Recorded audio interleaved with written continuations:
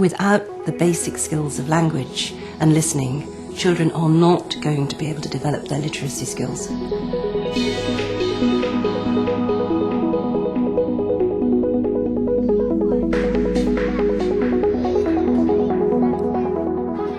In response to teachers' concerns about the poor language and listening skills of many children entering Key Stage 1, former head teacher and author Sue Palmer has been researching the best possible basis for language and literacy learning in the early years. In part 1 of Laying the Foundations, we looked at arguments for a structured but balanced, orally based curriculum in the early years. In this programme, Sue reflects on early years approaches developed by Galina Dolya, whose practices draw on the writings of Russian psychologist Lev Vygotsky.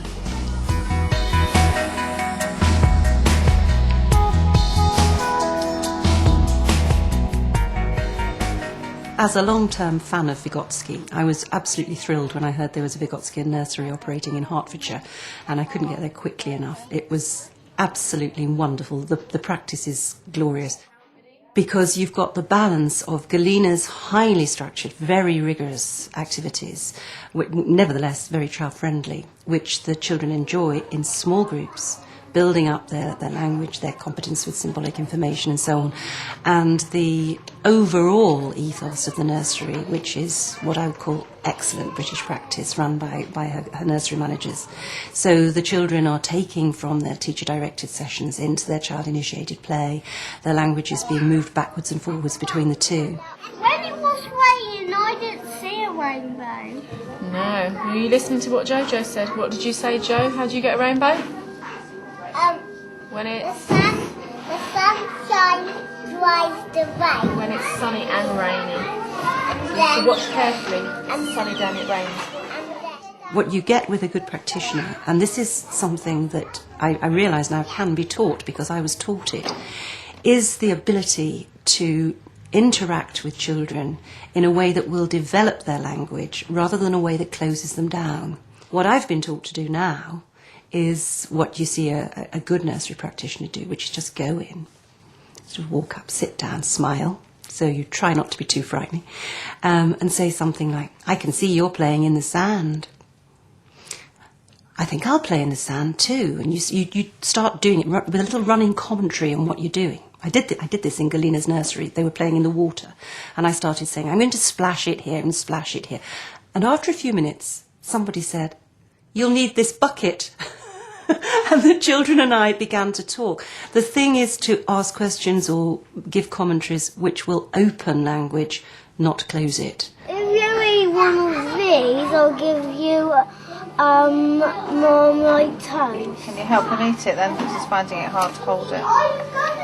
Sometimes there are classrooms which say, do what you want. Some say, do what I tell you. And I think Vygotskian approach to early years, it is that golden middle between these two.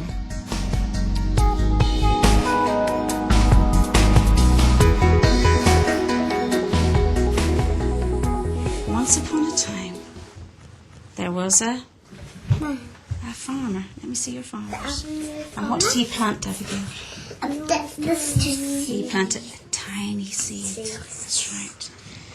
And the seed grew and grew into an enormous turnip. Many children these days are not read stories or told stories before they come to school. So teachers have got to do lots of storytelling. Before you can write a story, you've got to have a head full of all the things that a story involves. Characters, settings, plots, but also the language of stories, once upon a time, and the sorts of ways stories are told, which is sentences which aren't similar necessarily to the ordinary language of speech.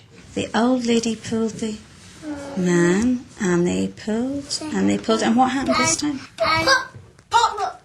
came out of the ground. Games like making story maps, Galina's story symbols, all of these will help enrich that. I love that little boy telling his Goldilocks story. I thought it was gorgeous. She eats the porridge and sits on the chairs and breaks the baby bed. Oh, she's naughty. And she sleeps on all the beds. That's the daddy one is too hard and the mummy one is too soft. It helps them to create their own stories and to be very creative, because then they have sort of a structure on which they can rest and to talk about. We are a very visual society, so you can move into the written symbols that they see around them in the street. And opportunities to use environmental print as early encounters with reading and indeed writing through their role play is very, very useful. What's this one? It's jump. Go on then. And then it's another jump. Then we hop. Then we hop again. What do we do here? Curl up with everybody. That's it. Then The business of symbols, again, when the children were doing the clapping and stamping and jumping in response to symbols, that's a beautiful activity because it's involving movement, responding to visual symbols, and it's got the whole business of left-right directionality, which children have to learn in order to read. I'd love to do that one.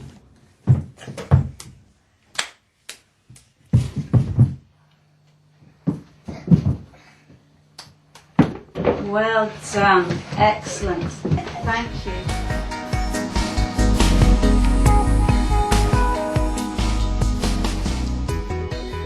Ready to wake your tired hands up and your fingers? Fingers like to wiggle, waggle, wiggle, waggle, wiggle, waggle. Artographics, I think it's a very interesting new program, and it is based on the ideas that you learn to draw special patterns which will help you in writing. And the children use the whiteboards and writing ring, and we'll do a lot of finger gym exercises. As there is brain gym, so we do finger gym. And for the children to be able to develop their fine motor skills. You're going to hold your pen with that hand. And that finger on the top, Declan. I'll put a star.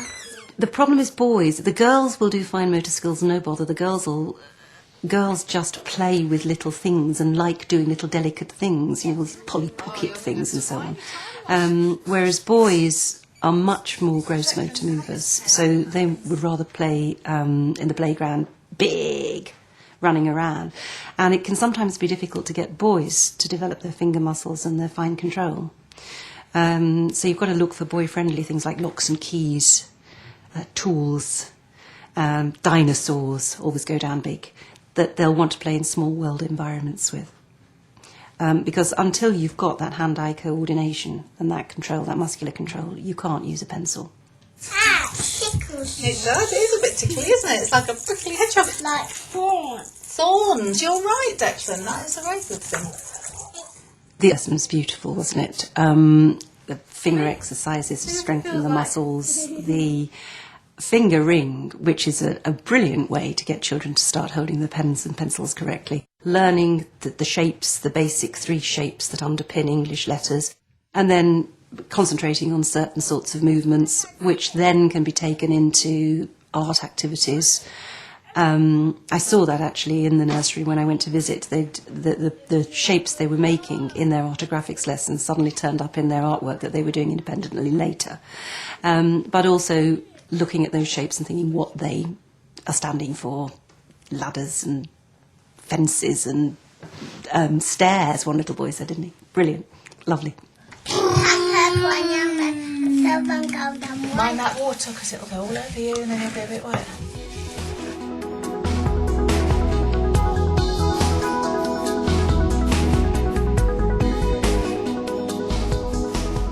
Do you know Mig the Pig. Hello? Hello. Who's that pig? She's called Mig. The Mig the Pig group, the children obviously knew and enjoyed the book. And that repeated reading of books is such an important element. We had lots and lots of rhyming words in there, didn't we? Anyone think of a rhyming word that we just heard? Charlotte. Wig, tur,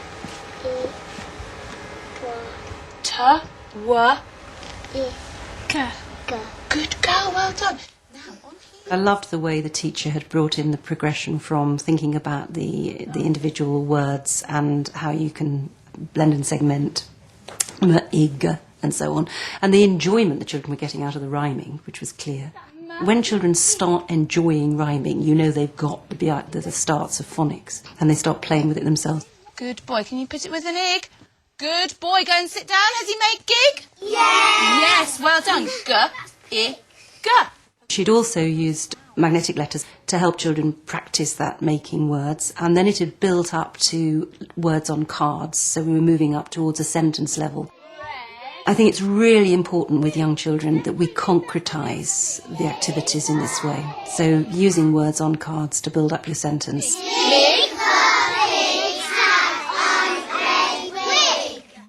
Putting the little sentence along the board of Mig the pig had lost her wig, I think it was. I really liked that. I thought it was lovely because I think it's so useful for children to see words that they can pick up and move about, the actual concretising the words. It shows so clearly what a word is, because it's a very difficult concept for children, word, letter. So helpful if you can pick up a thing called a letter, pick up a thing called a word. Shows the gaps between words and the way they go down. The teacher was showing how to write just the one. You don't have the boredom of writing the whole thing, you know, just one word that she showed to her. And of course the full stop at the end, which the children all remembered. What do we need at the end, like someone reminded me? Well done. A full stop at the end of our sentence. That is a very, very good way to put sentences together and help children see what it is that makes a sentence. Okay, Heidi, yes, what word did you have? Ig. Can you sound it out for me? Good girl, well done. Anyone got another? Rhythm and rhyme seem to be critical to reading competence. So music has advantages in that respect. And I'm seeing more and more teachers, it's lovely, turning the things that they want the children to remember into a little song. What was it? Somebody was doing for me the other day. It was a phonics one, to the tune of Little Brown Jug. Ka-atta, ka-atta, these three sounds are ka-atta, ka-atta, ka-atta, these three sounds make... And the children give you the word back. Yeah, lovely. The Finnish teacher said to me, music tunes the mind to pattern and the ear to sound. Perfect, exactly what it does. It's lovely to see phonics back on the landscape again, I have to say, because for a long time, you know, it was banned practically in this country, and we had many children whose education suffered a lot because they weren't doing phonics. So it's great to see that it is being taught, and it's being taught well. Oh, very good girl. Twig, t, w, I, g. Well done. Very, very clever. Being ready for school doesn't necessarily mean being able to read, write and count, but being able to learn how to read, write and count. Children learn best when they are enjoying themselves. If children are having fun, they will probably learn, as if you have structured the fun to get the right result that you want out of it. So it's really important that children enjoy what they're doing.